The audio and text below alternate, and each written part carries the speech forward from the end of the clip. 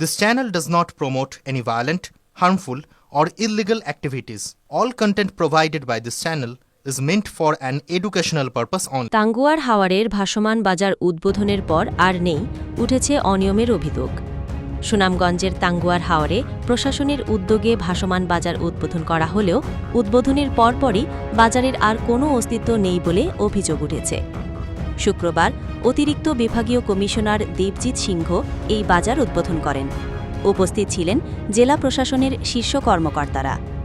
কিন্তু স্থানীয়দের দাবি, মাত্র একদিনের জন্য ৮টি ছোট নৌকায় ১০,০০০ টাকার পণ্য সাজিয়ে বাজার উদ্বোধন করা হয়।